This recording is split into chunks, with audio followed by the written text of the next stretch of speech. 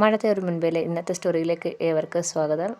ഈ സ്റ്റോറി ഇഷ്ടപ്പെടുവാണെങ്കിൽ ഒന്ന് സബ്സ്ക്രൈബ് ചെയ്യണേ, അതുപോലെ തന്നെ ലൈക്ക് ചെയ്യാനും ഹൈപ്പ് ചെയ്യാനും മറക്കല്ലേ. അങ്ങനെ ശിവശങ്കരൻ വന്ന് കോളിംഗ് ബെൽ എടുക്കുമ്പോൾ കമല വന്ന് ഡോർ തുറക്കുന്നുണ്ട്. നിങ്ങൾ എവിടെ പോയിരുന്നാണ് ചോദിക്കുകയാണ്. അത് ഞാൻ നെടുമ്പുരക്കൽ വരെ പോയത് എന്നും പറഞ്ഞ് അകത്തേക്ക് വരികയാണ്. അപ്പം നെടുമ്പുരക്കൽ പോയിട്ട് ബാലനെ കണ്ടു എന്ന് കമല ചോദിക്കുന്നുണ്ട്. അവിടെ അങ്ങ് ആരുമില്ല, വീട് പൂട്ടിയിട്ടേക്കുവാണ്. അപ്പം വായിച്ച് അങ്ങോട്ട് വരുന്നുണ്ട്. നിനക്കറിയാവോ നിൻ്റെ മക്കളൊക്കെ എവിടെ പോയെന്ന്? എന്നോടൊന്നും പറഞ്ഞില്ല.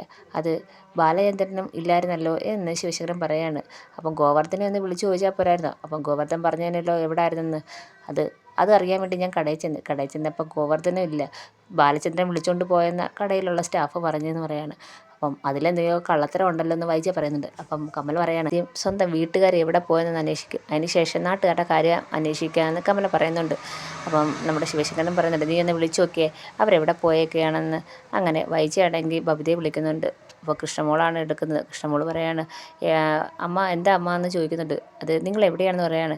അത് ഞങ്ങൾ സിനിമ കാണാൻ ഇരിക്കുകയാണ്, തിയേറ്ററിലാണെന്ന് പറയാണ്. അതിനുശേഷം വിളിക്കണേ എന്നൊക്കെ വൈജ കൃഷ്ണ അടുത്ത് പറയുന്നുണ്ട്. വിളിക്കാമെന്നും പറഞ്ഞ് കൃഷ്ണയും ഫോൺ വെക്കുന്നുണ്ട്. അപ്പം വൈജ പറയുന്നുണ്ട്, അവർ തിയേറ്ററിൽ നല്ല ബഹളം, ഒന്നും കേൾക്കാൻ വയ്യാന്ന് പറയുകയാണ്.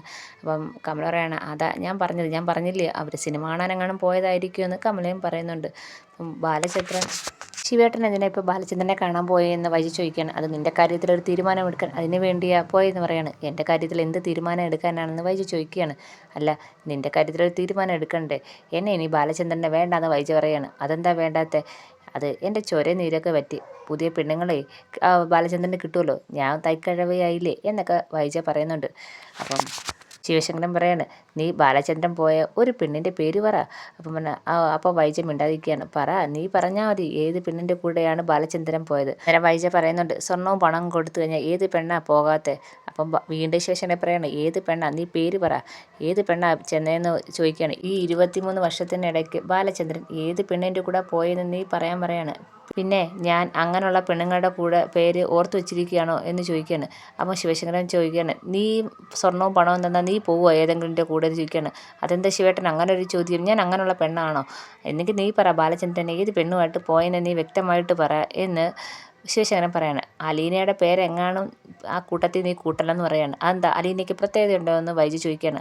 അലീനയുടെ പേരെങ്ങാനും പറഞ്ഞാൽ ഈ നിപ്പ് നിൻ്റെ ചെവിക്കനെ അടിച്ച് ഞാൻ പൊട്ടിക്കുമെന്ന് പറയുകയാണ്. അപ്പോഴത്തേക്ക് വൈജിക്ക് അങ്ങ് ദേഷ്യം വരുന്നുണ്ട്. ഇതൊക്കെ കേട്ട് അങ്ങ് പോകാതിരുന്ന വൈജിയുടെ അടുത്ത് ശിവശങ്കരൻ പറയാണ്, ഒന്ന് നിന്നെ ഞാൻ ചോദ്യം ചോദിക്കുമ്പോൾ നീ എവിടെ ഓടുന്നതെന്ന് ചോദിക്കുകയാണ്.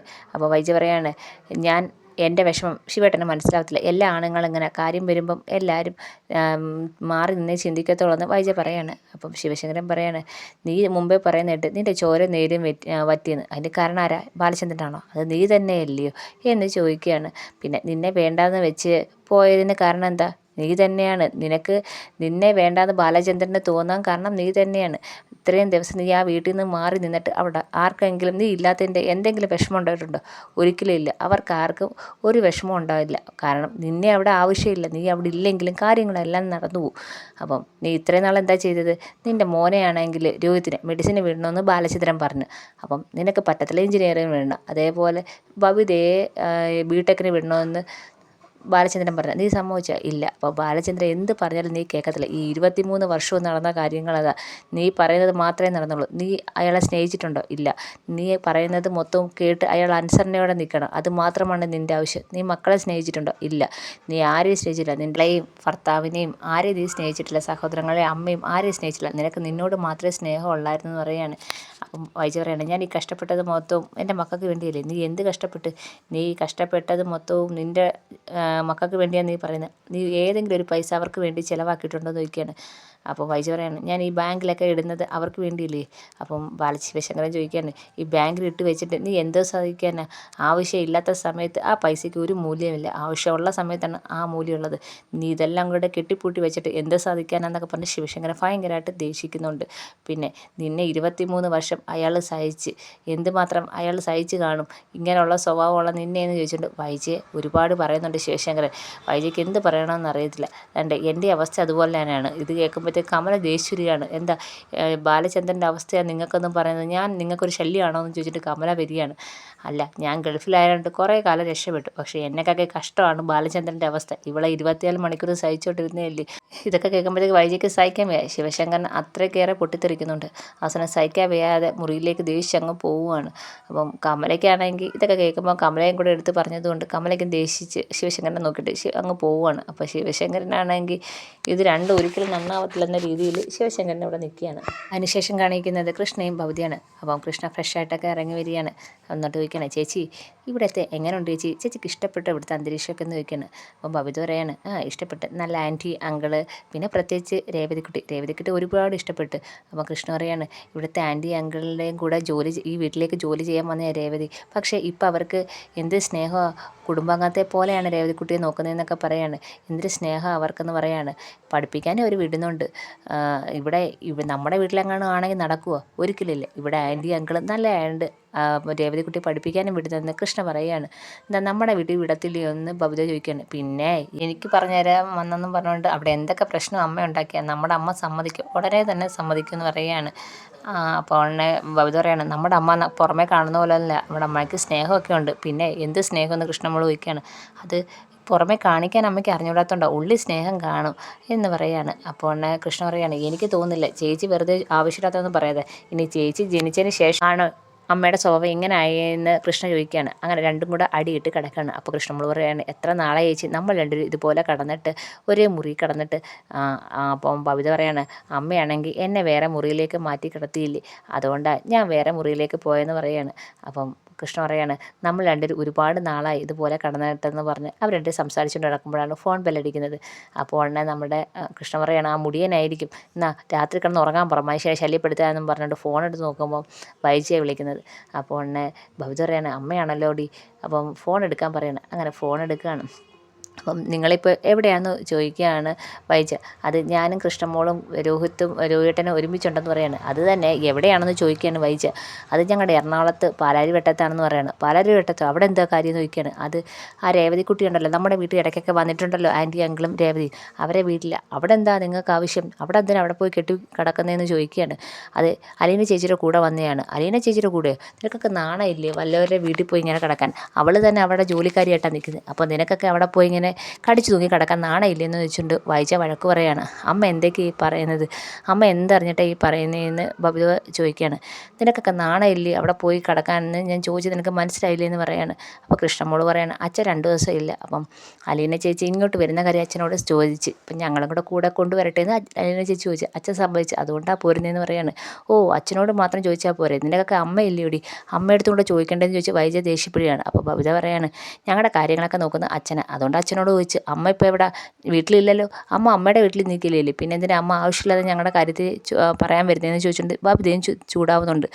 നീയൊക്കെ പറയടി, നിനക്കിപ്പോൾ അച്ഛൻ ശരിയാണെന്ന് തോന്നും, അമ്മയെ വേണ്ടാന്നൊക്കെ തോന്നും, അത് നീ കുറച്ച് നാൾ കഴിയുമ്പോൾ നിനക്കൊക്കെ മനസ്സിലാവുമെന്നും പറഞ്ഞുകൊണ്ട് വൈജയും ചൂടാവുന്നുണ്ട്. അപ്പോൾ തന്നെ കൃഷ്ണ ചോദിക്കുന്നുണ്ട്, അമ്മ എന്താ അടിയുണ്ടാക്കാനാണ് ഈ രാത്രി വിളിച്ചതെന്ന് ചോദിക്കുകയാണ്. അപ്പം എന്നത്തേക്ക് നീയൊക്കെ തിരിച്ചു വരുമെന്ന് ചോദിക്കുകയാണ്. അത് നാളെ വരുമെന്ന് ചോദിക്കുകയാണ്. അപ്പം ബബിത പറയാണ്, അതൊന്നും പറയാൻ പറ്റത്തില്ല, അലീന ചേച്ചിയുടെ ചോദിക്കണം, അലീനയാണോ ഇത് കാര്യങ്ങളൊക്കെ തീരുമാനിക്കുന്നത് ചോദിക്കുകയാണ്. അലീന ചേച്ചിയുടെ കൂടെയല്ലേ ഞങ്ങൾ വന്നത്, അലീന ചേച്ചി പറയുമ്പോൾ ഞങ്ങൾ തിരിച്ചു വരുമെന്ന് പറയുകയാണ്. നീയൊക്കെ എന്തെങ്കിലും ചെയ്യുമെന്നും പറഞ്ഞുകൊണ്ട് ഭയങ്കരമായിട്ട് ദേഷിക്കുന്നുണ്ട്. അപ്പം ബബിത പറയാണ്, അമ്മയ്ക്ക് കാര്യമൊക്കെ മനസ്സിലായില്ല, പിന്നെ വിളിച്ച് വഴക്കിടാനായിട്ട് ഇങ്ങോട്ട് വിളിക്കേണ്ടതെന്ന് പറഞ്ഞുകൊണ്ട് ബബിതയും കൃഷ്ണമോളും ചൂടായിട്ട് ദേഷ്യപ്പെട്ടിട്ട് വെക്കുകയാണ്. അപ്പോഴത്തേക്ക് ഭയങ്കര സങ്കടമൊക്കെ വരുന്നുണ്ട്. കാരണം അവരെ ഭരിക്കാൻ ചെന്നിട്ട് കാര്യമൊന്നും നടന്നില്ല. ബബിതയും കൃഷ്ണയും ഒരു തരത്തിലും വൈജ പറഞ്ഞ് ഒന്നും കേൾക്കത്തില്ലെന്ന് വൈജയ്ക്ക് മനസ്സിലാവുന്നുണ്ട്. അങ്ങനെ വിഷമത്തോടെ അങ്ങ് ഫോൺ വെക്കുകയാണ്. അങ്ങനെ സങ്കടത്തോടെ ഇങ്ങനെ ഇരിക്കുകയാണ്. ഈ സമയത്ത് കൃഷ്ണമോള് പറയാണ്, അമ്മയാണെങ്കിൽ ആവശ്യമില്ലാതെ രാത്രി വിളിച്ച് വഴക്കുണ്ടാക്കാൻ നിൽക്കുക, വാ ചേച്ചി നമുക്ക് കിടക്കാമെന്നും പറഞ്ഞുകൊണ്ട് ബബിതയും പിടിച്ച് അവിടെ കടത്തി രണ്ടുപേരും കൂടെ കെട്ടിപ്പിടിച്ച് കിടന്ന് ഉറങ്ങുവാണ് ഭയങ്കര സ്നേഹത്തോടെ. ഈ സമയത്ത് രേവതിക്കുട്ടി അലീനയും കൂടെ കിടക്കാൻ വരികയാണ്. അപ്പോഴത്തേക്ക് അങ്ങോട്ട് ആൻറ്റി വരികയാണ്. അപ്പോൾ ആൻറ്റി വന്നിട്ട് പറയുകയാണ്, നിങ്ങളെ കിടന്നോന്ന് പറയാണ്. അപ്പോൾ രേവതിക്കുട്ടി പറയാണ്, ഇപ്പോഴൊന്നും കിടക്കത്തില്ല, ഇനി നാളത്തെ പ്രോഗ്രാം എല്ലാം ചാർട്ട് ചെയ്യണം, എന്നിട്ട് പതുക്കെ കിടക്കത്തോളന്ന്. അപ്പോൾ ആൻറ്റി പറയാണ്, വെറുതെ ഉറക്കം ഒഴിയേണ്ട, പെട്ടെന്ന് കിടന്നോ, ലൈറ്റ് അണച്ചോളം പറയാണ്. അതൊക്കെ ഞാനല്ലേ സ്ഥിരം ചെയ്തത്, അത് ഞാൻ ചെയ്തോളാം എന്ന് രേവതി പറയുകയാണ്. അപ്പോൾ തന്നെ നാടെ അലീന വയ്ക്കണേ, ഇതിനെ എങ്ങനെ സഹിക്കുന്ന ആൻറ്റി, ഇപ്പം ശീലമായി പോയി, ആദ്യമൊക്കെ വലിയ പാടായിരുന്നു, ഇപ്പം ശീലമായി പോയെന്ന് പറയുകയാണ്. അപ്പം രേവതിക്കുട്ടിയുടെ അടുത്ത് അലീന പറയാണ്, നീ ആ രോഹിത്തിനെ വീര പേരാന്ന് വിളിക്കുന്നതൊക്കെ അങ്ങ് നിർത്തിക്കോണം. ആവശ്യമില്ലാത്ത ഇരട്ടപ്പേര് വിളിക്കൽ. അങ്ങനെയാണെങ്കിൽ നിൻ്റെ ഇരട്ടപ്പേരും ഞാൻ ആൻറ്റിക്ക് പറഞ്ഞു കൊടുക്കും. ഇരട്ടപ്പേരോ?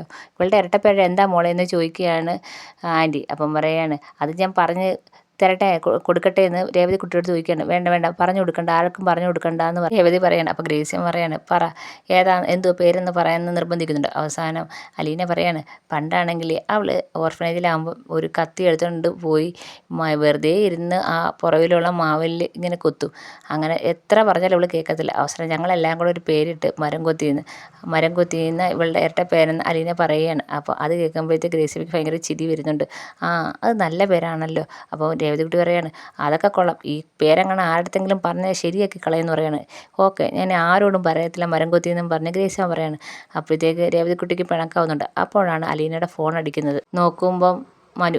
അപ്പോൾ രേവതി പറയുന്നുണ്ട് ബാ ആൻറ്റി നമുക്ക് പോകാം, ഇനി കുറച്ച് നേരം ചേച്ചി ബിസി ആയിരിക്കും, അവിടെ നിൽക്കി കുഴപ്പമില്ല, ഇവിടെ നിൽക്കുന്നതിന് കുഴപ്പമൊന്നുമില്ലെന്ന് അലീന പറയുന്നുണ്ട്.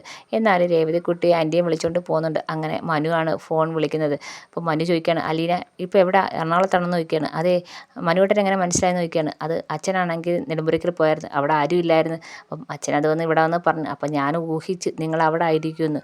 അപ്പം ഞങ്ങൾ അവിടെ ഇല്ലാത്ത കാര്യം മാഡം അറിഞ്ഞോ എന്ന് ചോദിക്കുകയാണ്.